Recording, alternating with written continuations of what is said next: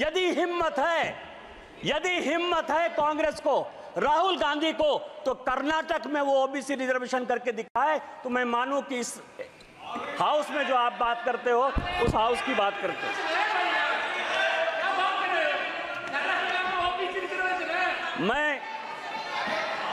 मैं कांग्रेस का बहुत सम्मान करता हूं, गांधी फैमिली का है भी सर। यदि मान लीजिए कि भारत का बंटवारा हो गया, नेहरू जी की देन है। तिब्बत से यदि हम जूझ रहे हैं, नेहरू जी की देन है। यदि चाइना हमारे पास आ गया, नेहरू जी की देन है। आप ये समझिए, एस्मा यदि आ गया 68 में, यदि ओबीसी रिजर्वेशन के लिए सरकारी अधिकारी आंदोलन करना चाहते थे तो इसेंशियल सर्विस मेंटेनेंस एक्ट जो है आपने ले आया, इमरजेंसी आप लेके आए, ऑपरेशन ब्लू स्टार आप लेके चले आए, श्रीलंका में पीस कीपिंग फोर्स आपने भेज दिया, 2G 4G 3G सब आपने कर दिया। इसीलिए मैं आपके गांधी फैमिली का बड़ा सम्मान करता हूं। इसीलिए बजट में आपने जो बोला वो मेरे लिए बड़ा अच्छा है। दूसरा सवाल ये है सर, इस बजट में सभापति महोदया, इस बजट में एक एंजल टैक्स जो है, हमने एंजल टैक्स खत्म किया 56(2).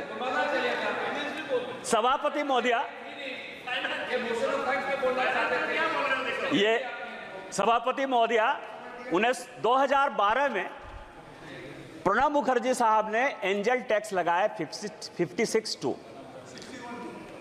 2012 में, और उसका कारण था, होता क्या था कि प्रणब बाबू और चिदंबरम के बीच में इतनी लड़ाई थी कि आप समझें कि वित्त मंत्री के ऑफिस और घर में बगिंग हो रहा था। बगिंग हो रहा था वित्त मंत्री के ऑफिस में, माने नहीं सकते बजट पर चर्चा करिए। और इस चक्कर में ज्यादा बढ़िया बनने के चक्कर में, जितना बढ़िया बनने के चक्कर में उन्होंने एंजल टैक्स लगा दिया।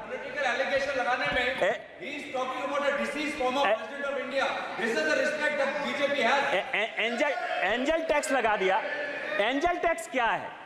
माननीय प्रधानमंत्री जी स्टैंड अप की बात करते हैं, स्टार्टअप की बात करते हैं, लोगों को रोजगार देने की बात करते हैं, और माननीय तोता जो है, तोता महाराज, मतलब लिप्स ऑफ पैरट, नाम नहीं लूंगा सभापति महोदया क्योंकि ये गुस्सा जाएंगे, तो ये जो है कि युवाओं को आज तक, क्योंकि इस पैसे का हमने देखा कि कहां से बजट आता है, कॉरपोरेशन का कितना टैक्स आता है, इनकम टैक्स कितना आता है, जीएसटी कितना आता है, हमारी देनदारी क्या है, उधार क्या है, यह पूरा फाइनेंस बिल का टैक्स स्ट्रक्चर है। और उसमें 8% के आसपास ऐसा पैसा है जो डिफेंस को जाता है। आज तक डिफेंस पर किसी प्रकार की कोई चर्चा इस हाउस में नहीं हुई कि हम इस टैक्स से सेस लेते हैं, सरचार्ज लेते हैं तो डिफेंस में पैसा देते हैं। लेकिन पहली बार मैं देख रहा हूं सारे ऑपोजिशन के लोग अग्निवीर स्कीम के ऊपर जो है लगातार बजट में बोलते रहे, और चूंकि ये एंजल टैक्स लगाया है, युवाओं को ज्यादा से ज्यादा कैसे आगे बढ़ाया जाए, कैसे उसको रोजगार के लिए दिया जाए और उसको एबॉलिश किया है। इसके लिए माननीय वित्त मंत्री जी बधाई के पात्र हैं कि अब ज्यादा से ज्यादा लड़के जो है वो रोजगार में आएंगे। लेकिन मैं इसके तह पर गया तो मैं आपको बताऊं कोई नई बात नहीं है। सभापति महोदया, 1962 में जब चीन ने भारत को हरा दिया और लगा कि फोर्स की कमी है, तो भारत में 1962-63 में नेहरू जी ने शॉर्ट सर्विस कमीशन लाया। ऐसा नहीं है कि केवल फौज के लिए जो है अभी 5 साल का अग्निवीर स्कीम आया है, इसके पहले भी इस देश में 1962 में शॉर्ट सर्विस कमीशन आ गया। और शॉर्ट सर्विस कमीशन के बारे में मैंने सारे डिबेट पार्लियामेंट के, लोकसभा, आपको मैं बताऊं कि जो अफसर ज्वाइन करते हैं उनकी नौकरी 5 साल से 10 साल होती है और अब वो 14 साल हो गई है। शॉर्ट सर्विस कमीशन में आज तक किसी पॉलिटिकल पार्टी ने लोकसभा या राज्यसभा में या सदन के बाहर कोई क्वेश्चन नहीं किया कि यह शॉर्ट सर्विस कमीशन क्यों होगा। सर्विस तो एक ही है ना। आर्मी में भी जो अफसर के ग्रेड के लोग हैं, एक ग्रेड ऐसा है जो परमानेंट चलता है, दूसरा ग्रेड ऐसा है जो शॉर्ट सर्विस कमीशन में 10 साल के लिए चलता है। किसी पॉलिटिकल पार्टी ने आज तक कोई क्वेश्चन नहीं किया, क्वेश्चन आज हो रहा है, और आज हो रहा है क्यों? करे कोई भरे कोई। मैं आपको बताऊं कि मैं ये 1992-93 का 92-93 का कमिटी ऑफ एस्टीमेट का रिपोर्ट लेकर आया हूं। यहां रिपोर्टें आती हैं, बनती हैं, चली जाती हैं। आपको आश्चर्य होगा सभापति महोदय कि 1966 ये पूरे सदन और पूरे देश को जानने वाली बात है, रिपोर्ट से लेकर आया हूं मैं, कोई भारत सरकार का कोई कागज लेकर नहीं आया। 1966 में इंदिरा जी आर्मी के रिक्रूटमेंट पर सीलिंग लगा दी।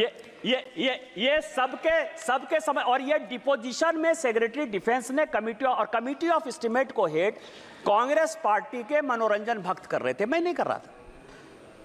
66 में सीलिंग लग गई। सीलिंग लगने के बाद आप पूरे दुनिया को बताते हो कि हमारे यहां इतनी ही आर्मी रहेगी, इतनी ही नेवी रहेगी, इतनी ही एयरफोर्स रहेगी। आप सीलिंग लगा दो और आप हमको कहो कि अब इसका रिक्रूटमेंट कैसे होगा, आप यदि फोर्स को बढ़ाना चाहोगे। दूसरा, इस सीलिंग के बाद उसी कमेटी की रिपोर्ट 1975 में और 1989 में दो कमेटी इन्होंने और बनाई कि आर्मी को यंग कैसे रखा जाए। और मैं आपको बताऊं, छोटा सा उदाहरण यह है कि शॉर्ट सर्विस कमीशन भी जब बनाया गया था, उस शॉर्ट सर्विस कमीशन में भी पूरे यूपीएससी में, राज्य में, सभी जगह रिजर्वेशन दिया गया था। और उसका प्रभाव यह था, सभापति महोदया, मैं आपके माध्यम से गौरव गोगोई को बताना चाहता हूं कि इस देश के जो होम सेक्रेटरी हुए वीके दुग्गल, वो भी एसएसबी के ही रिक्रूटमेंट थे, शॉर्ट सर्विस कमीशन से आए और उसके बाद वो आईएएस बने।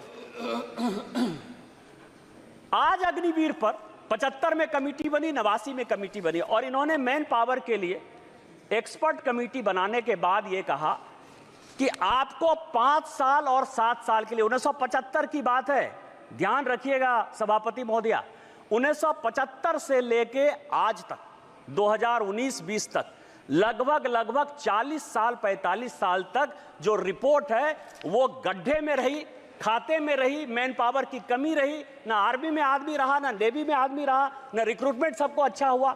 आज यदि वो रिपोर्ट आर्मी के कहने पर इंप्लीमेंट हो रही है तो आप युवाओं को देश के साथ जोड़ने के लिए काम कर रहे हो कि आप हमारे यहां अफगानिस्तान, बांग्लादेश, पाकिस्तान की जो स्थितियां हैं, जिस तरह से अराजकता हो रही है, जिस तरह से रिजर्वेशन के खिलाफ सारे लड़के रोड पर आ रहे हैं, उस तरह का रोड ला रहे हो। आप जनता को क्यों गुमराह कर रहे हो? ये दूसरा सवाल है जिसमें कि हम बच्चों को एंगल टैक्स लगा के, एंगल टैक्स खत्म करके, जिसमें बच्चों का कॉर्पोरेट टैक्स 18% करके बच्चों को हम रोजगार देना चाहते हैं, और आप उसमें अराजकता पैदा करना चाहते हो। तीसरा जो इंपॉर्टेंट पॉइंट है कि मैंने बहुत सुना A1, A2, मैं भी नाम नहीं लेना चाहता स्पीकर महोदया, हमारे ऊपर आरोप है कि हम 2 कॉर्पोरेट को मदद करते हैं। आपको बताऊं कि माननीय प्रधानमंत्री जी और वित्त मंत्री जी के डीबीटी स्कीम के पहले भारत में 1952 से भी एक डीबीटी स्कीम था, लाइसेंस परमिट कोटा राज का डीबीटी स्कीम था। डी से डालमिया, बी से बिरला, टी से टाटा, यही 3 ऐसे लोग थे, उसमें बजाज को भी जोड़ लीजिए, चौथा डीबीबीटी यदि करना हो तो। जूता सिलाए से चंडी पाठ तक इन्हीं लोगों को करना था। कार वो बनाएंगे, अखबार वो चलाएंगे, सीमेंट वो चलाएंगे, स्टील वो चलाएंगे। हमारी जब सरकार आई वो तो ट्रांसपेरेंसी से काम कर रही है। और ये जो कॉर्पोरेट है, मैं आपको ये बताऊं कि इस टैक्स का, ये जो 32 लाख 33 लाख करोड़ टैक्स आता है, इस टैक्स में ये जो 500 कंपनी जिसको ये गाली देने की बात करते हैं, क्योंकि भारत में सबका साथ, सबका विश्वास, सबका प्रयास, इसके आधार पर जब ये सरकार चलती है, तो आपके लिए बिजनेसमैन, आप रोटी खाने जाओ बहुत बढ़िया है, शादी में जाओ बहुत बढ़िया है, उनसे गिफ्ट लो बहुत बढ़िया है, उनके चुनाव में, आपको चुनाव में पैसा दे बहुत बढ़िया है। लेकिन जब गाली देने की बात, ऐसा मैंने तो निकृष्ट विपक्ष ही नहीं देखा कभी सभापति महोदया, कि जो लेते भी हैं, खाते भी हैं और गाली भी देते हैं। हमारे लिए तो जैसे आम गरीब इंपॉर्टेंट है, वैसा ही दूसरा अमीर भी इंपॉर्टेंट है। और इसमें यदि आप देखें तो ये जो दो कंपनियां हैं, ये दो कंपनियां हैं, ये दो कंपनियां लगभग 3 लाख करोड़ जो है। रूल्स किस रूल्स के तहत? Rule number mike Ma'am, rule number 356. Madam Speaker, you once reminded the member about speaking about the finance bill. 356 says that the Speaker, after having called the attention of the House to conduct of a member who persists in irrelevance or interious repetition, either in one's own arguments or of the arguments used by other members in debate, may direct that the member to discontinue the speech. Honorable Chair once reminded the respected member about this. Sir, kindly in vote.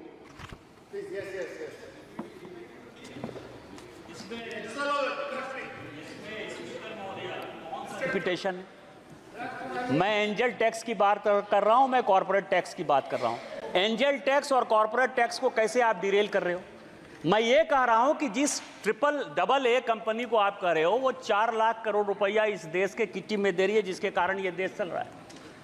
आप क्या चाहते हो? Company बंद हो जाए? आप क्या चाहते हो? बैंकों ने जो लाखों लाख करोड़ के जो है आपकी तरह जो फोनो बैंकिंग में वो बैंक बंद हो जाए? आप क्या चाहते हो कि आप चंदा भी खाओ, आप उनके शादी में भी जाओ और उसके बाद गाली देते रहो चूंकि वो डिफेंड करने वाले नहीं है? तो आप जो है ये काम करो। इस देश का कौन ऐसा पॉलिटिशियन है जो अंबानी के शादी में नहीं गया? कौन ऐसा आदमी है? इनके पार्टी के जो महासचिव हैं प्रियंका गांधी, क्या वो शादी में नहीं गई? क्या बात कर रहे हो आप?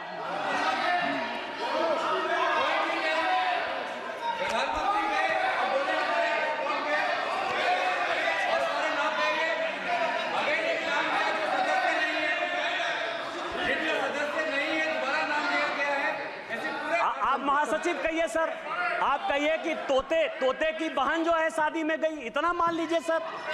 प्लीज बजट पर कंप्लीट करिए। एक बयान हमने ये फाइनेंस बिल में एक बड़ा अच्छा पार्ट आता है अध्यक्ष महोदया, पीएमएलए का। और इस सदन में जितने लोग बोलते हैं वो इनकम टैक्स के बारे में बोलते हैं, ईडी के बारे में बोलते हैं और सीबीआई के बारे में बोलते हैं। सीबीआई तो खैर अलग संस्था है, लेकिन इनकम टैक्स और ईडी ये दो महत्वपूर्ण है। और इस फाइनेंस बिल में भी ईडी के लिए कई एक चीजें जो है वो बताई गई। अब आप ये बताइए सर महोदया कि 1988 में मैं जब तोते की लिप सर्विस की बात करता हूं तो बड़ा गुस्सा आता है, तोता तोता कहते हैं। 1988 में ये सदन के जानने लायक चीजें हैं कि राजीव गांधी साहब ने बेनामी ट्रांजैक्शन एक्ट कानून यहां लाया 1988 में, और 88 से वो 2017 पहुंच गया। 30 साल में उसके रूल्स नहीं बन पाए। आप हमसे हिसाब लेते हो कि हमने किसको पकड़ा किसको नहीं पकड़ा, कौन जेल गया, कहां ब्लैक मनी है कहां व्हाइट मनी है। कभी अपने गिरेबान में झांका कि 88 में बेनामी ट्रांजैक्शन एक्ट, और उसके बाद आपकी सरकार रही 91 से 96 तक, 2004 से लेकर 2014 तक। ऐसा भी नहीं कर सकते हो कि हम सरकार में नहीं रहे। आप लागू नहीं कर पाए। आप किसको साथ दे रहे थे? किसको साथ दे रहे थे? दूसरा मैं आपको बताऊं, यह सुप्रीम कोर्ट का आदेश 2012 में दिसंबर के महीने में बेनामी ट्रांजैक्शन एक्ट में संशोधन हुआ। भारतीय जनता पार्टी की तरफ से मैं बोलने के लिए खड़ा हुआ और उस तरफ से माननीय चिदंबरम साहब थे, बड़े फेमस वित्त मंत्री, उनसे ज्यादा पढ़ा लिखा आदमी तो मैंने जीवन में देखा ही। मैंने बोलते हुए कहा कि आप जो एक्ट लेके आ रहे हो, एक दिन यदि वाइफ हस्बैंड में भी लड़ाई होगी तो उसमें पीएमएलए लग जाएगा, और ये जितना स्ट्रिंजेंट है, जिस भी आधार पर लगा रहे हो, भगवान न करे कि एक दिन आप ही जेल चले जाओ।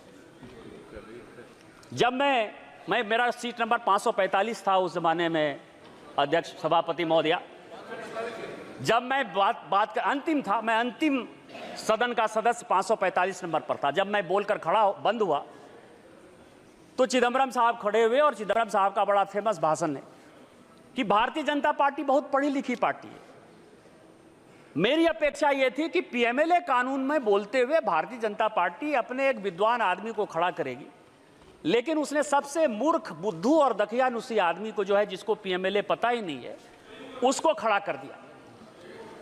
यह सुप्रीम कोर्ट का यह आदेश है और सुप्रीम कोर्ट के आदेश में एफएटीएफ में जो चिदम्बरम साहब का 2012 का दिसंबर का स्टेटमेंट है, उसी को कोट करते हुए यह रिपोर्ट आया। जब रोपे पेड़ बबूल का तो आम कहां से हो। इनकम टैक्स में डायरेक्ट टैक्स कोड पर हमारी फाइनेंस की कमेटी, यशवंत सिन्हा चेयरमैन थे, मैं उसका मेंबर था, 5 साल तक हम लोग मेहनत करते रहे कि डायरेक्ट टैक्स कोड को हम लोग बदल देंगे। पीएमएलए में आप स्ट्रिंजेंट कानून लेके आ गए, तो जब लेकर आ गए बिना किसी एक पैसा को खर्च करते हुए, यदि कांग्रेस पार्टी ने आपको 90 करोड़ रुपया दे दिया और आपने जो है यंग इंडिया खरीद लिया, नेशनल हेराल्ड खरीद लिया, 750 करोड़ की संपत्ति बिना किसी पैसे के आपको मिल गई, तो क्या राहुल साहब जो चिदम्बरम साहब का कानून है उसमें आप जेल नहीं जाओगे? ये जेल नहीं जाओगे? और मैं तो कोट कर रहा हूं सुप्रीम कोर्ट के आदेश के आधार पर। तो इसीलिए आप जो सीबीआई और इनकम टैक्स की बात करते हो, ये आपकी कारस्तानी है। हमारी सरकार माननीय निर्मला सीतारामन जी के ऊपर केवल वो उसको इंप्लीमेंट करती है। हमने अपने एजेंसी को केवल फ्री छूट दे रखा है। जो भी भ्रष्टाचारी है वो जेल जाएगा, वो किसी कीमत पर नहीं छूटे। माननीय सदस्य कंप्लीट करिए प्लीज।